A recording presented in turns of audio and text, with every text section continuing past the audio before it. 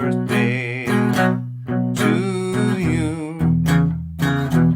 Happy birthday, happy birthday, happy birthday to you.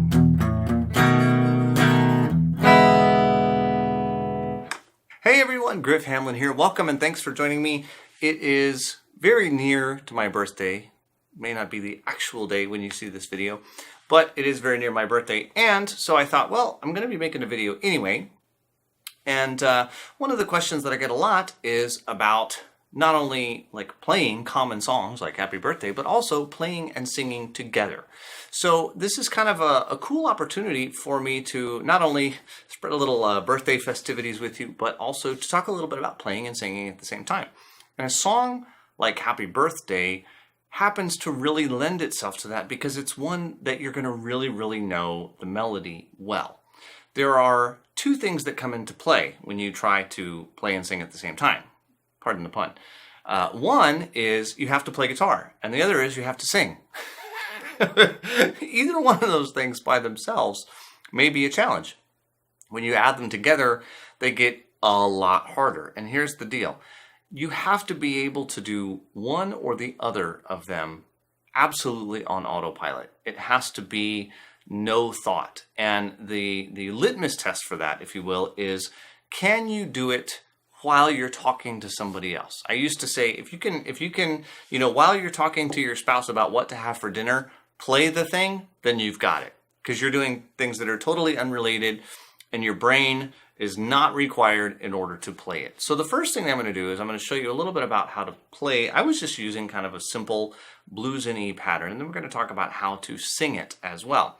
What's cool about Happy Birthday and many old traditional songs like that is that they are still just 1 chord, 4 chord, and 5 chord. So making them bluesy is actually fairly easy. Let me show you how to do it. Now I'm going to do it in the key of E. So I'm going to use what I call the blues in E pattern. And in this case, it's just, the open E string, first finger's on the 2nd fret of the 5th string. And with my right hand, I'm kind of laying my, the palm of my hand, the heel of my hand, whatever you want to call it, I'm kind of laying it on the strings right where they meet the bridge so they don't ring out. I don't want this. I don't want all that ring. And then what I do is on beats 2 and 4, I put my 3rd finger down on the 4th fret of the 5th string. So I have 1, 2, 3, 4. And that's the 1 chord, E. Okay? Now, if you know anything about a 12-bar blues, you'll know that there's 2 ways you can find the 4 chord once you know the 1 chord. The 4 chord is either the very next string up, whatever that note is, or you can go up 5 frets. So in our case, if we were on E, the next open string is A. Likewise, if I went to the 5th fret, that's A. So we're going to have the next chord, the 4 chord is A. And so now it's just the open 5th string and the 2nd fret on the 4th string, and I bop back and forth to the 4th string. So same thing as I did here on E, but for A it's here. And then for B, the 5 chord, B is here. B, the 5 is always a whole step or 2 frets up from the 4 chord. So now I've got my index finger on that B at the 2nd fret of the 5th string. I've got my 3rd finger on the F sharp here at the 4th fret of the 4th string, and my pinky is going to reach out.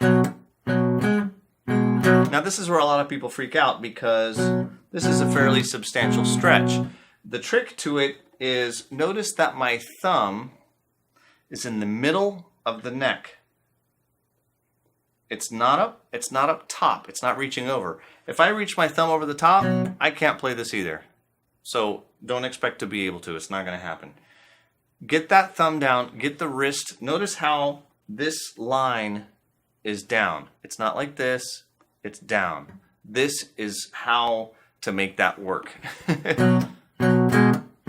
Now, if you can't do the stretch, just play the 2 notes. 1 and 2 and 3 and 4 and. That's probably the easiest workaround if you can't make that stretch. But do practice on it. My pinky goes down on the 6th fret there. Okay, but it's all in the wrist. It's all in that left hand wrist. You'll see my elbow is kind of in, it's kind of a straight line from my elbow to my wrist. I often say too that you should kind of be able to hold a golf ball right here in the palm of your hand. So it's open, and that's how I can make that stretch. All right.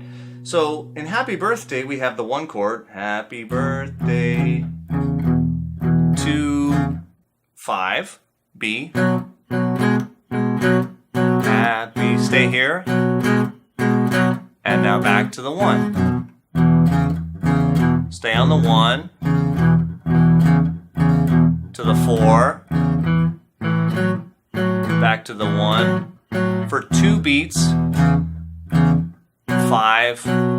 And then 1. And then it's the 5 chord again, so I'm just kind of using a standard blues turnaround, which is I have 1 and 2, and then open A string, 1st fret on the B flat there, and then grab the B, and then maybe hit an open B7 chord. Or just strike it all at once.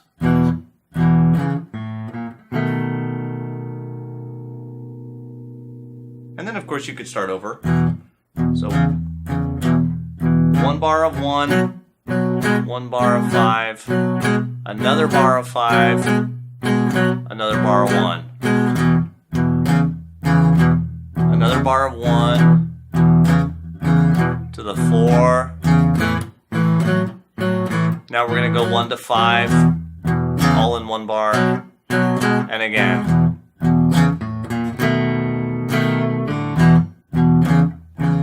And then we start over.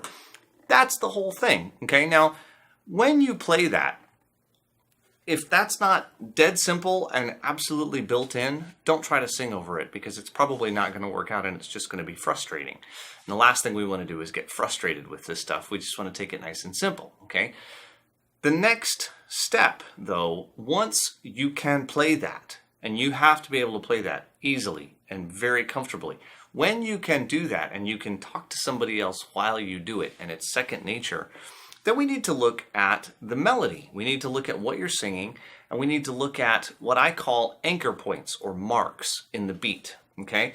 Now, the funny thing is that when we sing songs, we often don't think about the beat, but this is a really, really important topic, because if you think about it, 1 and 2 and 3, happy birth, right on birth, that's the downbeat. So I have 1, 2, 3, happy birthday to you. That's going to be the next chord change, right? So what I actually do, if it's a brand new song, as you get better at this, you can just do it by ear like I'm doing right now, and you kind of get used to just counting it and noticing which words fall right on the beat. Okay. What's important is which words fall on strong beats where there's a chord change. That's the main thing. Okay. So like birthday to you, happy birthday to you, happy birthday, unless you use somebody's name, happy birthday to you. Okay. So if you actually write it down, write the words down or print them out, whatever. And as you listen to it, now, of course, we don't have an original recording that we're working off of. But if this was a song that you heard on an MP3 or a CD or on the radio, you would want to write down the words. And as they go by, just kind of either snap your fingers, tap your foot, whatever you do, feel the beat, and mark which words with your pencil, mark which words of which beats or which lyric, which words fall right on the downbeat. Okay, and that's going to tell you, okay, boom, I should be singing that when I change to this chord. This should all happen at the same time. The more of those little marks like that you have, the more you can check yourself as you go.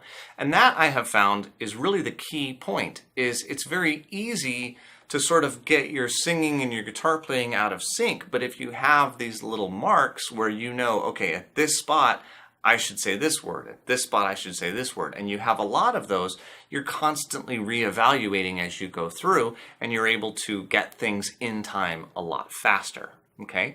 So when you get that together, then you just put the whole thing together. Okay? So you could actually listen to me do it right now and write down the words and put the marks in, and then try it for yourself. Okay? It's actually not too challenging because you've heard this song, I don't know, 7 million times in your life. So that helps a lot. As with all things, it's stuff you've heard a lot is always going to be a lot easier for you to work with. Okay? So let's do the whole thing together. And I'll sing it. If you need to, you can print out the words or write them down next to you. But I want you to listen for these marks. Okay? Here we go. 1, 2, 3. Happy birthday to you. Happy birthday to you. Happy birthday. Happy birthday. Happy birthday to you.